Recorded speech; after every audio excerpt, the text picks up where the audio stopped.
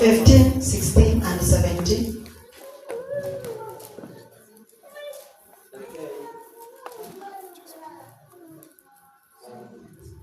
Waraka wa kwanza wa Yohana, mlango ni wa 2, mstari ni wa 15, 16 na 17. Haleluya. Msipende dunia wala mambo yaliyomo katika dunia. Mtu akiipenda dunia, kumpenda Baba hakumo ndani yake. Maana kila kilichomo duniani, yaani tamaa ya mwili na tamaa ya macho na kiburi cha uzima, havitokani na Baba, bali vyatokana na dunia. Na dunia inapata pamoja na tamaa zake, bali yeye afanyaye mapenzi ya Mungu andumu hata milele. Enda Mwanzo. Genesis. Kitabu cha Mwanzo 3. Genesis 3. Somea mstari wa kwanza mpaka wa 6. Genesis 3 verse 1 to 6. Tasoma.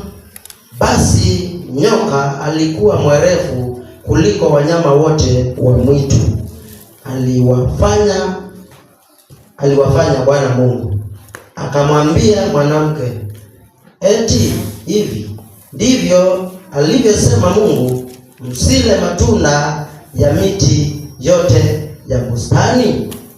Mwanamke akamwambia nyoka, matunda ya miti ya bustani twaweza kukula, lakini matunda ya mti ulio katikati ya bustani Mungu amesema msiyale wala msiyaguse, msije mkafa.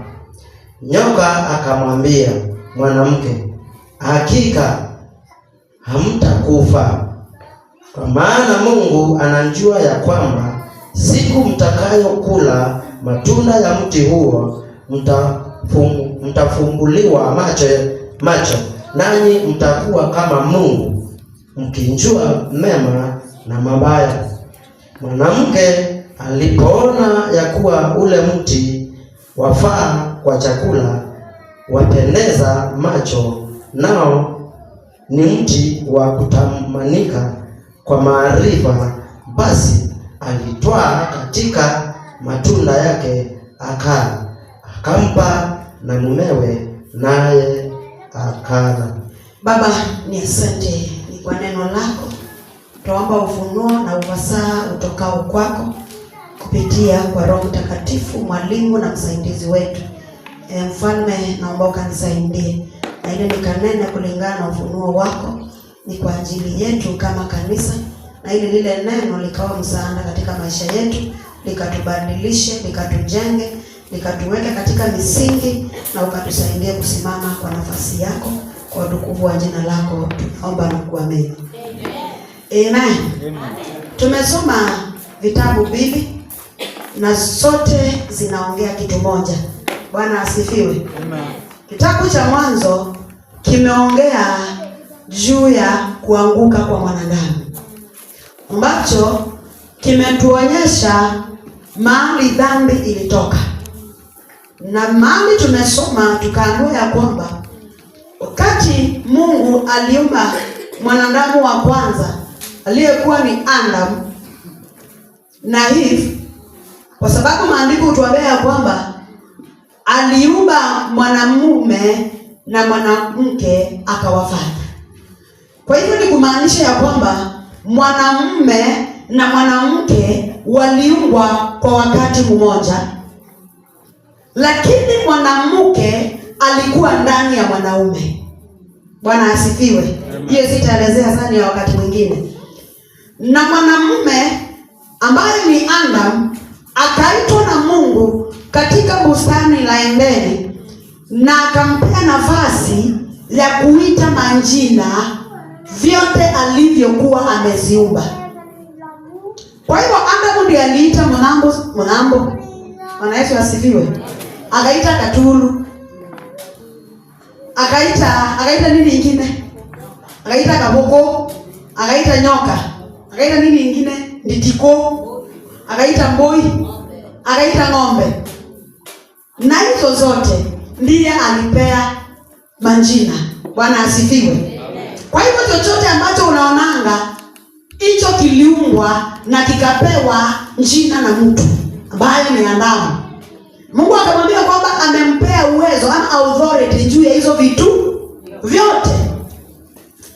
Na wakati alimaliza kusiita majina, maandiko ilikuwa inaniambia kwamba ukisoma hapo nyuma, bado sitasoma, ilikuwa inaniambia kwamba na Adamu akatafuta kilichokuwa kinafanana na yeye akakosa. Kwa hivyo alikuwa anaita nyoka ya mwanamke na nyoka ya mwanaume. Anaangalia kama hiyo ni kapo.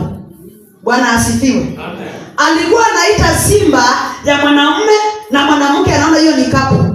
Na alikuwa anaziita zote, anaona zote zinaambatana, kiume na kike. Jamaa akaangalia akaona hakuna kimoja kinamfana, hakuna chochote kinakaa kama yeye. Bwana asifiwe. Na hapo ndipo tunaona Mungu akamuumbia msaidizi. Bwana asifiwe. Hapo ndipo tunaona Mungu anamuumbia msaidizi. Akamlaza usingizi na ndani yake akatoa mwanamke. Naomba tuende pamoja. Ndani yake akatoa mwanamke. Na yeye Adamu wakati alitoka katika usingizi akapata mwanamke, akasema ndio, hii ni umbafu wa mbafu zangu. Kwa hivyo akaangalia akaona kweli nimepata the sweeter. Bwana asifiwe. Akaona amepata the sweeter, na ndio jina sweetie ilitoka. Bwana asifiwe. Kwa hivyo ukisikia mtu anaita mtu wake sweetie, unajua hata Adamu aliona the sweeter.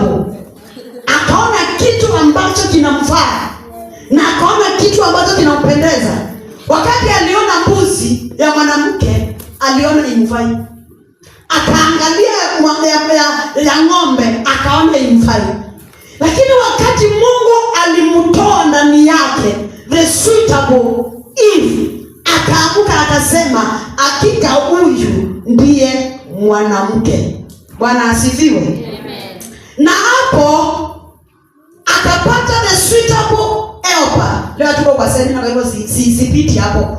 Nataka niingie kwa message. Akamuumbia the suitable helper ama msaidizi ambaye anamfaa.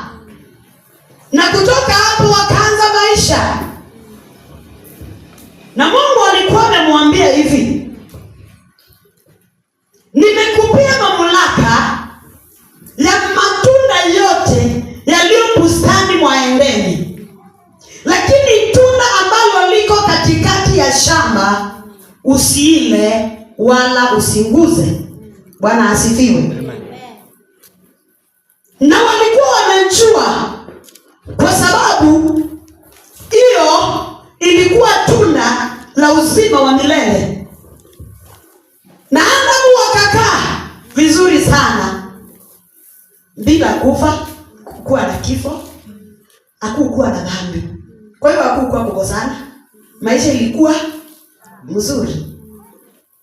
Najua mwingine anasema hivi singekuwa wakati wetu. Bwana asifiwe. Na wakawa wanakaa maisha mazuri wakiwa na hivi, wakipalilia lile shamba la Edeni na kuitengeneza na kuifanya irembeke. Lakini siku moja, sema siku moja. Siku moja mahali tumesoma Mwanzo 3. Tukaambiwa kwamba na nzoka yainzeleke prisinu sionde siakirekana. Bwana asifiwe. Amen. Na ikajitokelezea vizuri sana katika shamba la Edeni. Kwa sababu wakati huo kulikuwa na mamlaka ya vitu vyote, kwa sababu zilikuwa anda hakuna kile kilikuwa kinaogopa kingine. Na nyoka akajitokelezea na akanja mahali walikuwa. Kwa sababu ukisoma utapata ya kwamba Adam alikuwa na Eve wakati ule. Bwana asifiwe. Maandiko imetuambia kwamba mahali tumesoma Na nyoka ikakuja na ikaanza kuongea na mwanamke. Kaanza kuongea na mwanamke. Wakati nilijaribu kuona nikiwa na Simon tuko katika kazi. Na sasa hiyo mimi ninaongeleshwa na shetani na tuko pamoja. Tuko pamoja. Na yeye hata haelewi kama naongeleshwa na nani? Ndevo. Na ndevo. Haleluya. Amen. Nataka tusome hapo. Nataka unisomee mstari.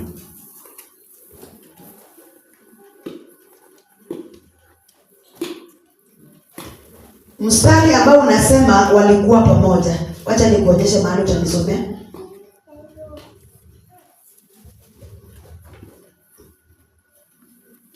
Nisomea mstari wa 6. Mstari wa 6.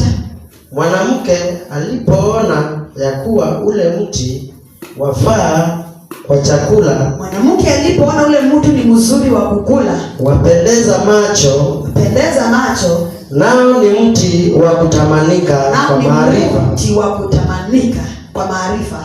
Basi alitoa katika matunda yake akala. Akampa na mmewe, naye akala. Ukisoma New King James Version ambayo ndio version ya kwanza, inasema ya kwamba she also gave to her husband with her and he ate. Kwa hivyo ni kumaanisha ya kwamba Adamu alikuwa pale katika ile shamba la Edeni akiwa na Eve. Na wanatembea tu na wanaendelea kufanya shughuli. Na shetani kwa ujanja wake akaja akiwa amevalia sura ya nyoka. Akakuja kwa mwanamke Eve na akamwambia hivi, mahali tumesoma, akamwambia ati muliambiwa msiwahi kula tunda lile. Kamwambia ndio, tuliambiwa tusile wala tusinguze. Nyoka akamwambia si Mungu anajua ile siku mtaikula mtakaa kama yeye.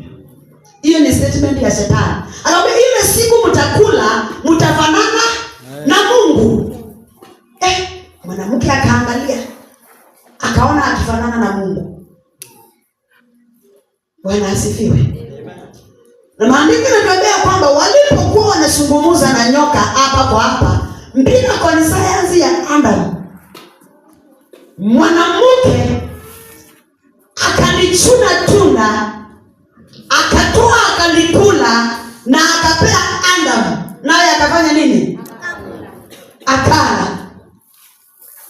Swali ni Adamu aliuliza hili tunda limetoka wapi? Bwana asifiwe.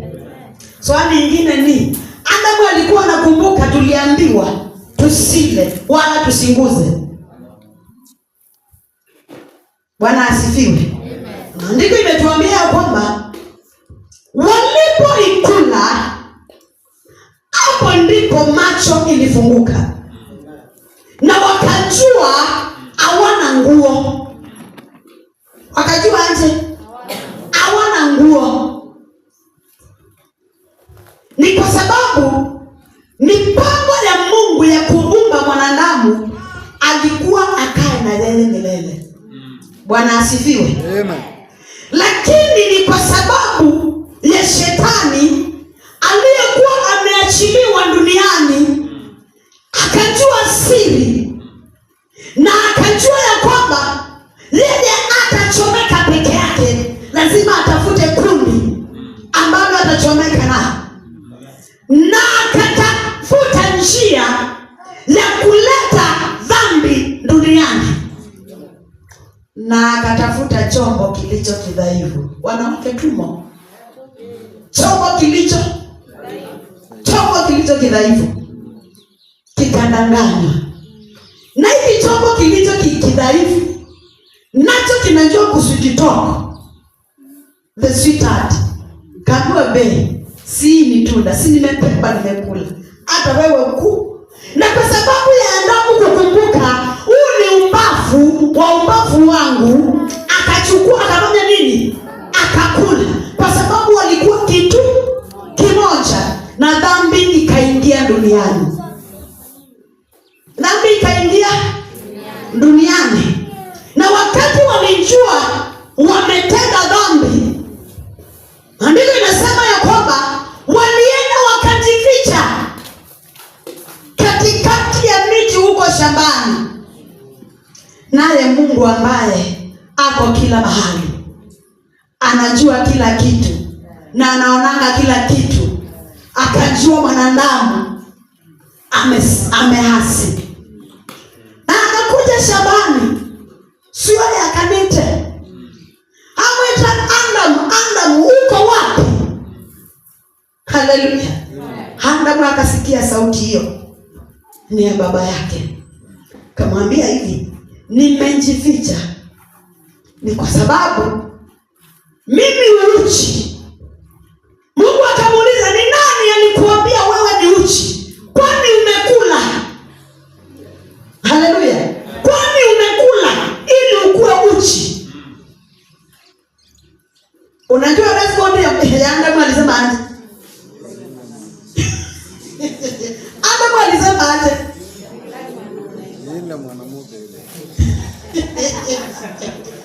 Wanaume wakae bila bibi. Kama wanaume wanakosana na bibi na bibi. Adamu akasema, ni yule mwanamke ulinipea, ni yeye ameniletea akaniambia kula, na mimi nikakula.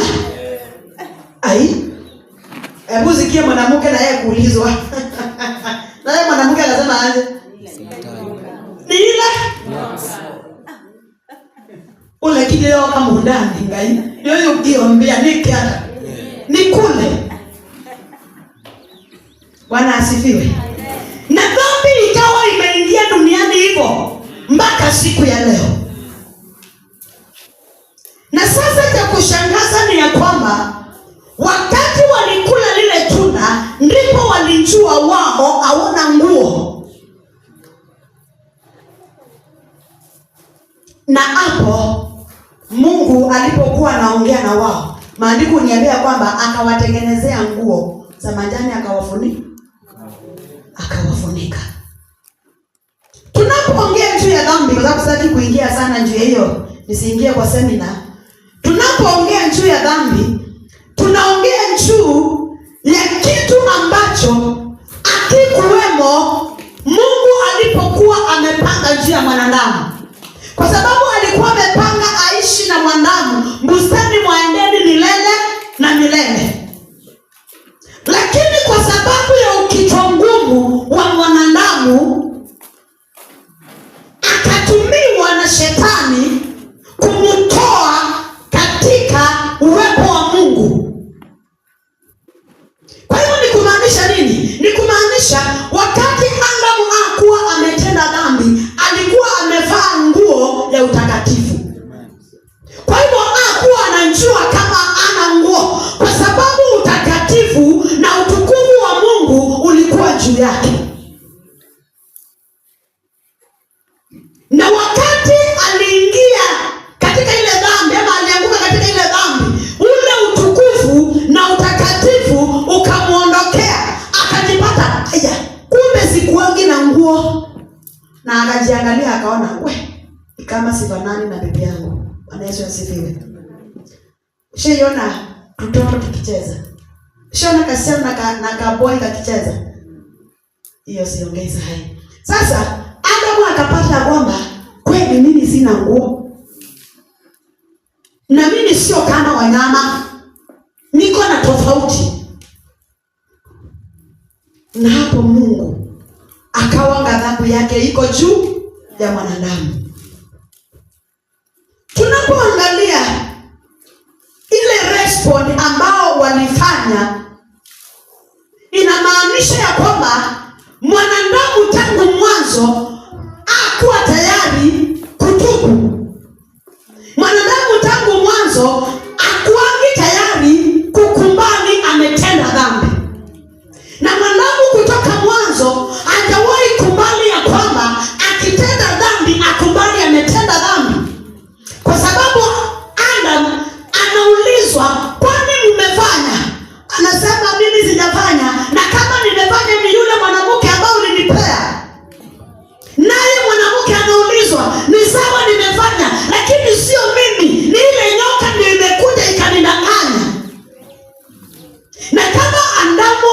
angejua immediately amefanya dhambi, angesema ndio Mungu nimefanya, naomba ukanisamehe. Bwana Yesu asifiwe. Ndio nimefanya dhambi, nimekula ile tunda uliniambia nisikule, nimefanya uasi mbele zako, ninatubu, nisamehe, nikubalie tena nikawa karibu na wewe. Lakini mwanaume akawa kichwa ngumu, akamwambia ni wewe ile kisirani ulinipea mwanamke. Nimejaribu kuona zile ndoa za siku hizi, akisema ni ile kisirani ulinipea, ile kisirani ulinipea inafanya nikosea. Kama ungenipea mimi singekosa. Lakini ndio anakosa kujua ya kwamba he is the authority over the wife. Angemuuliza hii tunda umetoa wapi? Na muulize kwani ukumbuki tuliambiwa tusiwahi kula wala kunguza? Bwana Yesu asifiwe. Na hapo dhambi ikawa imeingia rohoni, kwa sababu mwanamke alinegotiate na shetani na wakakubaliana. Ndio ya kwamba una negotiate na shetani wakati unafanya dhambi. Mnaongea vizuri sana, mnakubaliana kufanya dhambi. For example, kuna jamaa mwingine wa pikipiki alikuwa ananibeba siku nyingine, na akawa ananielezea kwamba vile alipewa story na rafiki wake, akimwambia vile mtu mwingine alikuja akamkalisha chini na akamwambia, unafanyanga hii kazi ngumu ya nini? Si ukuje nikuonyeshe mahali utapata pesa na hautachoka. Na wakawa wana negotiate, na wakati alipelekwa waka negotiate, wakakubaliana mambo yote. Lakini kwa bahati nzuri step ya mwisho akaponyoka. Bwana asifiwe. Nikumaanisha aje? Nikumaanisha ya kwamba wakati tunaingia katika dhambi kuna negotiation ya shetani. Kuna mahali umekaa chini unasikia sauti unaambiwa, nikienda kwa jirani niende niimbe hiyo kuku, si nitapeleka Karaba niuze, watoto wangu hawana chakula, nikuje ninunue chakula tukule. Unasikia makubaliano na unasikia imeingiana. Mwingine unasikia sauti, na ukienda kwa hiyo jirani kwa sababu amekukasirisha, si uende hapo, uende uinue sauti yako na umutukane ili hiyo roho yako ipone. Yaani kuna kuwa na hiyo negotiation, kuna kuwa na kuongea. Vile mwanamke aliongea na nyoka. Bwana asifiwe. Amen. Kwa hivyo roho Bwana akawa ananiambia kwamba tunahitaji kuwa rohoni zetu tuko sawa na tuko na network iko juu, na ili tujue wakati kuna negotiation ya shetani, kwa sababu anapata nafasi ndani yetu na anatupea facts. Anatuambia hii ukifanya hii itakuwa hivi. Si mwanamke aliambiwa ukikula hii utakuwa kama Mungu. Na kuna makubaliano mengi pale alikuwa anamwambia, macho yako itafunguka, utakuwa kama Mungu. Mwanamke akaona na ni kweli.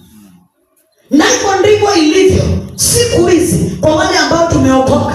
Tunapata hiyo negotiation ya shetani na tunajipata tumeingia katika dhambi. Baada ya kukula ile tunda, macho yao ya rohoni iliweza kufunguka. Kumaanisha the subsequent mind, ama yule mtu wa hapo ndani aliweza kufunguka na akaelewa mambo vile yalivyo. Bwana asifiwe.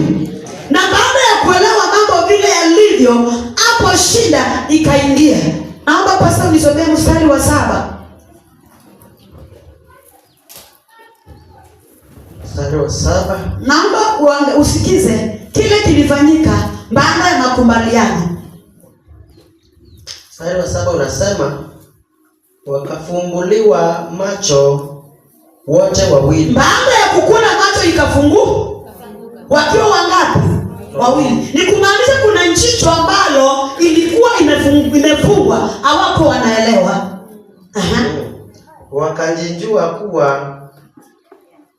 Wakajijua kuwa hawana nguo ama ni uchi.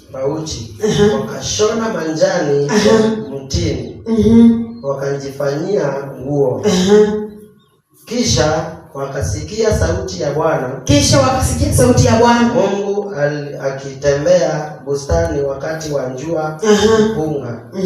Adamu na mkewe wakajificha kati ya miti ya bustani. Bwana Mungu asiwaone. Bwana Mungu akamwita Adamu akamwambia, uko wapi? Akasema, nalisikia sauti yako bustanini, nikaogopa kwa kuwa mimi ni uchi. Rudi hapo nyuma kidogo nisomee mstari, shikanisha na mstari wa 4. Mstari wa 4 unasema, nyoka akamwambia mwanamke, hakika hamtakufa, kwa maana Mungu anajua ya kwamba. Nataka usikie vile nyoka aliambia mwanamke, hamtakufa kwa maana Mungu anajua. Siku mtakayo kula matunda ya mti huo, mtafumbuliwa macho, nanyi mtakuwa kama Mungu, mkijua mema na mabaya. Mkijua mema na mabaya. Bwana asifiwe. Fikisha pale. Amen. Wakati walijipata wameasi ama wamedisobey ama wamekosa kutii masharti ya Mungu, kuna mambo pale ambayo yalifanyika. Na kulingana vile tulisoma, jambo la kwanza walijua ya kwamba wao ni uchi. Wakarudi wakajua ya kwamba macho yao ikafunguka, wakaelewa ya kwamba wao ni uchi. Na wakati macho ilifunguka wakaelewa wao ni uchi, maana imetokea kwamba wakatengeneza matawi, wakajitengenezea nguo. Na katika ulimwengu wa rohoni kuna mambo ambayo yaliweza kufanyika. Bwana asifiwe. Na jambo la kwanza ni ya kwamba utukufu wa Mungu uliweza kuwaondokea. Bwana asifiwe. Utukufu wa Mungu uliweza kuwaondokea. Jambo la pili ni ya kwamba walianza kuaibika na kuona haya, wakajua wana nguo. Bwana asifiwe. Na kuna kitu kingine kilifanyika pale. The presence of God was away from them. Ya kwamba ule uwepo wa Mungu ulikuwa tayari umewaondokea. Na jambo lingine ni ya kwamba dhambi ilichukua nafasi yao kwa Mungu. Bwana asifiwe. Jambo la mwisho ni ya kwamba walijaribu kujificha, lakini hawangeweza kujificha Mungu. Kwa hivyo ni kumaanisha ya kwamba wakati tunajipata katika dhambi, tunakuanga rohoni uchi. Bwana asifiwe. Wakati tuko katika dhambi, ndio tumevaa hizi nguo, lakini Mungu akituangalia anaonanga watu ambao hawana nguo. Na jambo lingine ni ya kwamba utukufu wa Mungu haukuangi juu yetu. Wakati utukufu wa Mungu umeondolewa juu yetu, tunaweza fanya chochote kile. Unaweza fanya kidhambi kikubwa mpaka ushangae, na hii ni fulani kweli alifanya. Ni kwa sababu shetani alipata nafasi. Na jambo lingine ni ya kwamba linatutoa kwa nafasi yetu kwa Mungu. Dhambi inatutoa kwa nafasi yetu kwa Mungu. Ili tukae karibu na Mungu, tunahitaji kukaa maisha ambayo sio ya dhambi. Ili tukaribie Mungu, tunafaa kukaa maisha ya utakatifu. Bwana asifiwe. Na kutoka pale ndiko natuambia kwamba walienda wakajificha, lakini Mungu akakuja akawaita akawauliza, kwani mlikula kile ambacho niliwaambia msikule? Na hapo walikuwa wamejificha. Kweli kuna mahali tunaweza jificha Mungu? Bwana asifiwe. Naomba tusimame.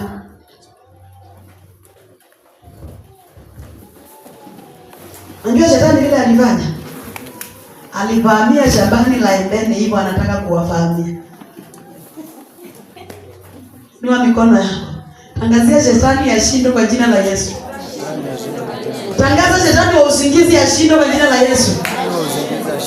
Tangaza shetani wa kuvamia madhabahu masaa ya ibada ashindwe kwa jina la Yesu. Na mumuamurisha atoke nje. Yule alikuwa analala amrisha shetani, mtupe nje, mwambie atoke nje. Unataka kusikiza mahali dhambi ilitoka? Unajua shetani anajua yeye ndio mwenye dhambi. So wangetaka uelewe mahali dhambi ilitoka. Na ndio maana nakuambia usisikie hii neno. Hebu mwambie kwanza atoke. Bwana asifiwe. Ametoka? Ametoka? Unajua nikiona ukilala nitakuita. Tuonjue kama umemtoa nje. Tukae chini katika uwepo wa Bwana. Nasema ya kwamba wakati walipata wamefanya dhambi, walijificha. Na mimi nikauliza, kuna mahali kweli tunaweza jificha Mungu? Kuna mahali unaweza tenda dhambi useme hiyo hakuna yeyote ameniona? Naomba nisomee Zaburi 139. Tujue kama tunaweza jificha. Tutende dhambi na tuseme hiyo hakuna mtu amenjua. Somea Psalms 139. Psalm 139 toka mstari wa 7.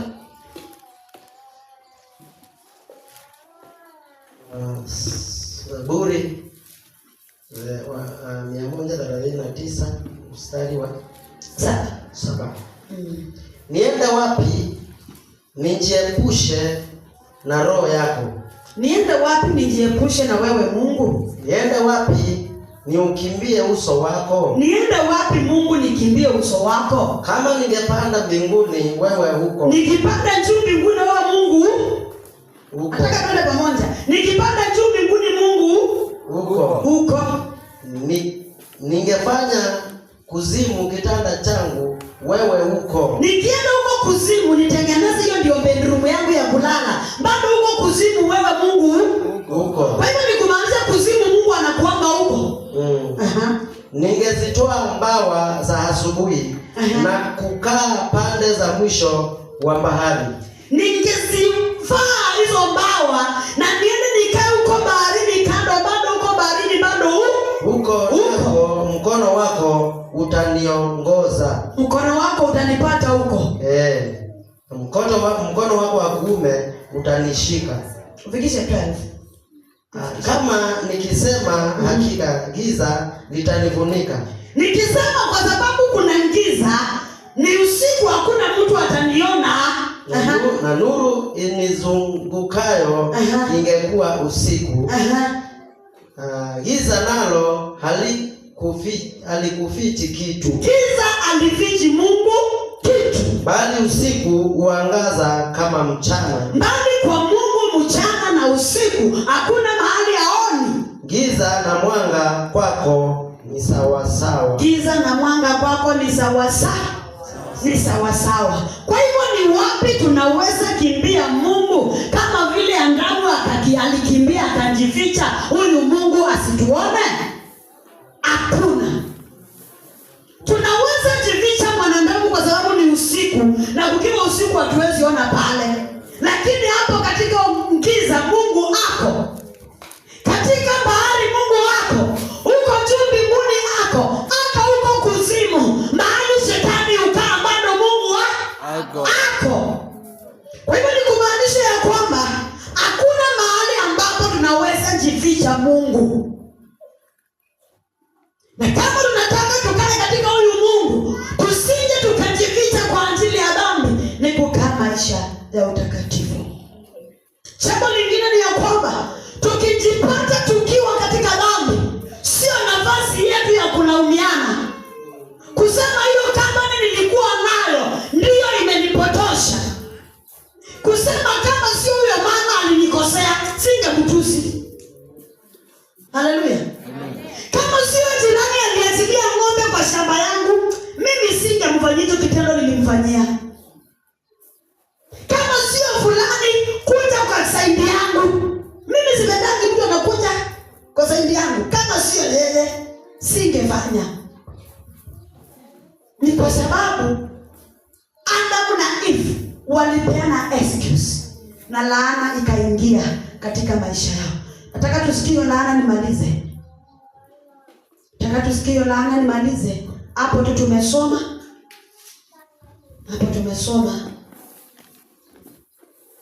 Nitakuonyesha, utasoma. Msaki tusome yote kwa sababu ni story mrefu.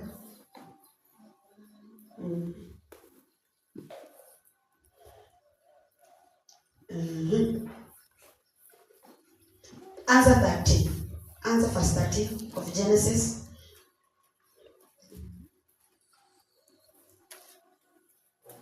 Tutasoma kuanzia 13.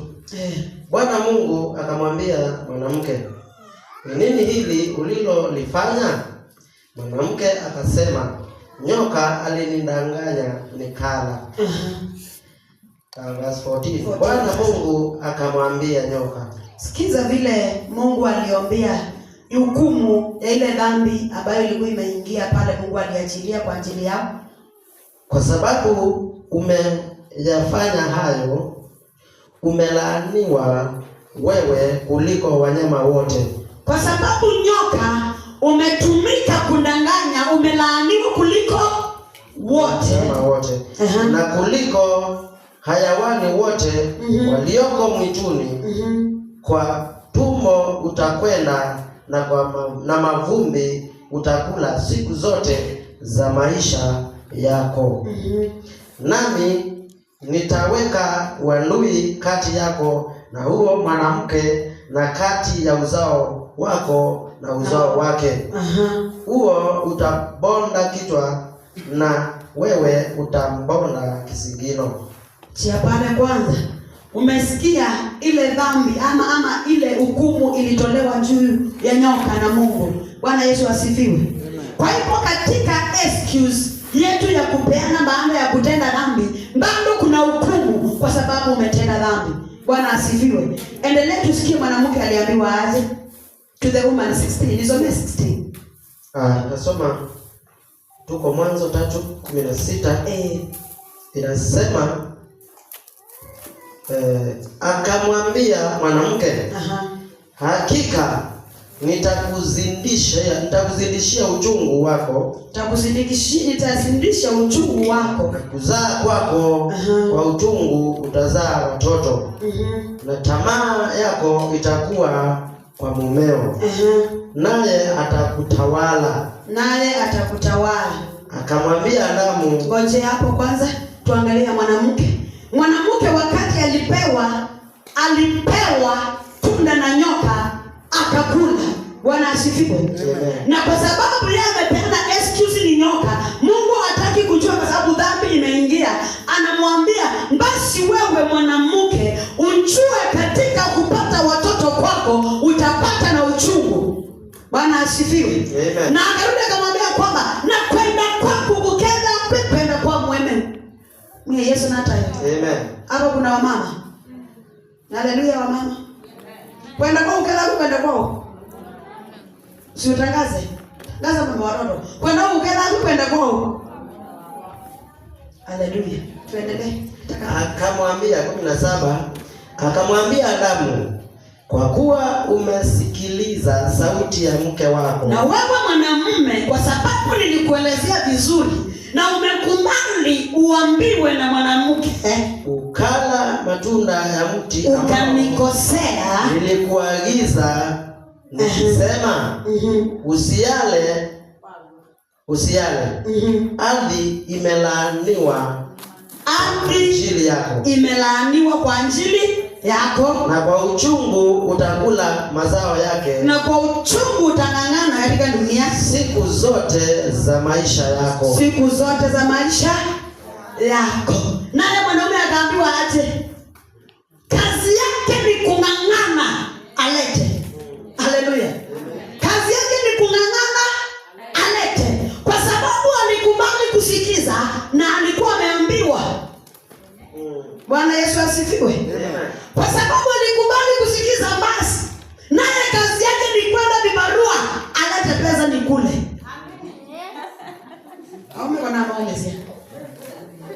Haleluya.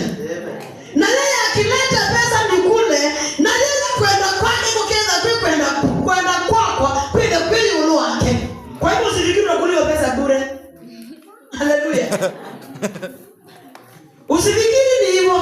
Ni ukule pesa na kukwenda kwako kwenda kweli ulo wake. Kumaanisha aje ukae chini yake ukiwa submissive. Ukae chini yake ukinyenyekea. Ni kwa sababu dhambi iliingia kupitia kwako. Bwana Yesu asifiwe. Na akaambiwa hii eti haitaisha saa hii, siku zako zote. Kwa hiyo ndio principle ya Mungu kwa sababu ya dhambi. Bwana Yesu asifiwe. Kwa sababu ya dhambi ni mwanaume ajikaze na uwekelee chakula kwa meza tukule. Bwana Yesu asifiwe. Uwekelee chakula kwa meza tukule. Na mimi nikae pale. Nikipita my sweetie. Hallelujah. My babe. Hallelujah. My husband. Father of my children. Oh, yes. I love you. Yes. Glory to God. Glory. Hallelujah. Na ili principle ya Mungu ikamilike. Hallelujah. Principle ya Mungu ikamilike. Siku nyingine pasa tukawa tunaongea. Namwambia mimi kazi ni mingi. Mara niko kazini, mara niko kanisani, mara kwa ngoma inaningonjea. Akanikumbusha akaniambia, "Na unajua mapenzi ya Mungu ni mwanamke akae kwa nyumba." Haleluya. Yule jambo nikiwa pale, angoje nimuite sweetie baby. Umeshida aje? Haleluya. Akili sasa maisha inauma. Haleluya. Mungu atusaidie. Kwa sababu hiyo ndio mapenzi ya Mungu. Na hiyo ilikuja ni kwa ajili ya dhambi. Na ndio maana mwanamke akienda pale maternity, hakuna mwanaume anaweza karibia hapo. Sasa ananipelekea akifika anatoroka. Yaani karibu. Anatoroka. Sasa anajua hapo sio mchezo. Kwa sababu tumeambiwa anje katika uchungu utapata mtoto. Bwana Yesu asifiwe. Kwa sababu ya dhambi. Na hiyo ndio principle ya Mungu kwa sababu ya dhambi. Lakini Mungu atusaidie. Kwa sababu baada ya hiyo haikuishia pale. Na hiyo ndio habari njema. Habari njema ni ya kwamba haikuishia pale. Yesu akapenda ulimwengu. Akaangalia hakika mwanadamu alikosea. Na katika miaka mingi nimekaa nikitafuta nitarudiana aje na mwanadamu. Na hivi katika mpango wangu wa kwanza nikaweze kumwokoa. Akaangalia mbingu na akasema, "Ni nani nitatuma duniani?" Yesu akasema, "Baba niko hapa, nitume." Haleluya. Akasema, "Niko hapa, nitume." Ni kwa ajili ya kuokoa mwanadamu. Yesu akakubali kuja duniani, akazaliwa na mwanamke. Katika uchungu akazaliwa na Mary, na akakuwa kama watoto wale wengine. Na baada ya miaka 30 akaleta ukombozi katika maisha ya wanadamu. Haleluya. Kwa hivyo hata kama dhambi iliingia, Mungu wetu alileta suluhisho. Na alileta suluhisho ya milele. Mpendwa, usikubali kukaa katika dhambi. Kataa. Sema ile hukumu umepewa imetosha. Unajua tayari umehukumiwa. Umehukumiwa kevo. Kila siku unaenda kazi. Unajituma. Na ukipata mtu unamletea unaleta yote. Haleluya. Unawekelea kwa meza yote. Sio kusema hii ni yangu, kwani wewe ndio unaleta kibarua. Ni mapenzi ya Mungu, unaleta yote. Leta yote. Na yeye ukimletea yote, akose kunyenyekea, naye ameanguka. Lakini tayari hukumu umeachiliwa kwetu. Bwana Yesu asifiwe. Tuogope dhambi, tusiingie katika hukumu ya pili. Bwana Yesu asifiwe. Kwa sababu hukumu tumeachiliwa. Ukiuliza wamama wakitoka matani wanakuambianga, "We, siwezi pata mwingine." Sasa hivi kuna kamo. Sema, "Uwe, siwezi pata mwingine, siwezi. Sitaki mwingine, sitaki." Baada ya miaka 2 unampata pale, unashangaa, "Kwani ilienda aje?" Lazima kusudi la Mungu litimie, kwa sababu katika uchungu uliweza kulaaniwa na ukaambiwa utapata na uchungu. Haleluya. Amen. Na hakuna tafadhali ya maisha. Ni kwa sababu ya dhambi. Mwanamke, hakuna tafadhali ya maisha. Hautakaa pale ufanywe kazi na bibi yako. Na unangojea leo watoto. Unangojea waoshe. Unangojea fanye mambo mengine yote. Haleluya. Amen. Lakini ukifika pale unanguruma kama mwanaume. Ukiwa umefanya majukumu yako. Na kile kinafanyanga wanaume wasiweze kunguruma ni kutofanya majukumu. Upata mmoja amefanya majukumu yake, utapata vile anangurumanga huko kama simba wa mboma. Bwana Yesu asifiwe. Situkubali tufanye kusudi la Mungu na tutoke katika ile dhambi ilifanywa na Adamu, ambayo mtoto akizaliwa anazaliangwa nayo, na ndio tuliokoka kupitia kwa msalaba. Tuliokolewa na dhambi ya Adamu ikaenda, na tukaweza kukombolewa, na baada ya kukombolewa tukaweza kupata jina jipya, na baada ya kupata jina jipya tukaweza kuokoka na tukaitwa wana katika ufalme. Bwana Yesu asifiwe. Naomba tumalizie na hiyo tulisoma Yohana wa kwanza, barua ya Yohana kwanza, katumalizie pale 15 ambao nisome.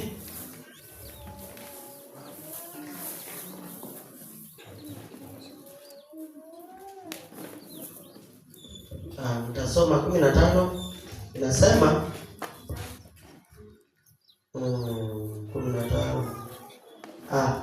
Msipende dunia wala mambo yaliyomo katika dunia. Usipende dunia wala mambo yaliyomo duniani. Ni kumaanisha dunia imejawa na tamaa ya macho. Mtu akipenda dunia, kumpenda Baba hakumo ndani yake. Ukipenda dunia huwezi sema unampenda Baba. Maana kila kilichomo duniani, yaani tamaa ya mwili na tamaa ya macho na kiburi cha uzima, havitokani na Baba. Maana vitu vilivyo duniani ni vitu vitatu. Jambo la kwanza ni the lust of flesh, lust of eye, na the pride of life. Na hiyo ndivyo katika Mwanzo. Ukisoma Mwanzo 1-6 mahali Mungu anapeana hukumu yake iko pale. Endelea umalize. Bali vyatokana na dunia. Bwana Yesu asifiwe. Amen. Katika dunia kuna mambo matatu. Kui wao ni wamwe. Yesu natawe. Mbao tumesoma pale lust of flesh. Kana wao ni wamwe. Kitu ya pili, the lust of eye. Kwenda kana tamaa wa mevo. Na kitu cha katatu ni the pride of life. Na Yesu asifiwe. Ila soka yoki ilifanya hivi. Iliwaambia kwamba hii chakula, hii tunda ni mzuri kwa chakula. Kwa hivyo ni tamaa ya flesh ama tamaa ya mwili. Kwa sababu andiko tuambia kwamba chakula ni cha tumbo. Kwa hivyo ni tamaa ya mwili. Akarudi akawaambia kwamba mtakapokula hii mtafunguka macho. Kwa hivyo kukaingia tamaa ya macho. Na ndio maana unaonanga maisha ya mtu mwingine unatamaa. Unaona mtu ako na gari kubwa unatamaa.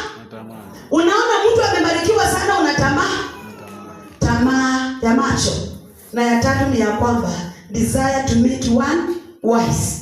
Ama alimwambia kwamba utakapoikula utajua mema na mabaya na utakuwa kama Mungu. Kumaanisha kwamba alimuinua kiwango cha maisha.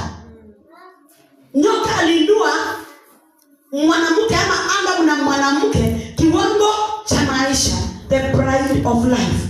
Na hayo yote yanaongea juu ya mambo ya dunia hii ambayo tunaambiwa tusiupende dunia na mambo yaliyomo ndani, kwa sababu yule ambaye anapenda mambo ya dunia hii Mungu hayumo ndani yake. Kwa sababu mambo ya dunia hii ni tamaa ya macho, tamaa ya mwili na tamaa ya pride ya maisha hii. Bwana Yesu asifiwe. Mungu atusaidie na ili tukaweze kukaa tukimwogopa Mungu na tukiangalia yale mambo ambayo haipendezi tunaputilia mbali. Hata kama unaona mtu mwingine ako na maisha gani, kaa ile maisha Mungu amekupea, kwa sababu kwa wakati wako pia Mungu atakuinua kwa hiyo maisha. Usidanganywe na mtu kuja kuna shortcut ya maisha. Mungu amependa shortcut ya maisha ya Adam. Amesema mwanaume utafanya nini? Utachoka. Kwa kuzimu huko kwa level worshiper. Tunapeananga pesa bure. Hiyo ni ya Mungu kweli? Ndivyo imetuambia anje. Adamu akaambiwa utalima, utatoa njasho, utakaa pale ukiteseka maisha yako yote ili uwekelee kwa meza. Kwa hivyo hakuna shortcut ya maisha, usidanganywe. Maisha ina shortcut. Principle ni hiyo, fanya kazi upate pesa. Hata hivyo unafanya kazi bila kuchoka. Unalala huku umechoka lakini pesa iko kwa mfuko, kwa sababu ni neno la Mungu linasema vile. Bwana Yesu asifiwe. Maisha haina shortcut. Ile kitu iko ni tamaa. Tumeambiwa tuweke tamaa ya mwili, ya macho, ya maisha kando na tuangazie Mungu. Kwa sababu ukiangazia Mungu, ule ambaye alisema haitaishia hapo kwa mwanadamu, akakuja akakuokoa, atakupea yote yale mazuri ambayo unahitaji. Katika kusweti kwako na kutoa jasho kwako, atabariki kazi ya mikono yako na atamultiply chochote ambacho unahitaji na atakiongeza na utapata kile ambacho unahitaji katika maisha yako. Simama na miguu yako kwa jina la Yesu.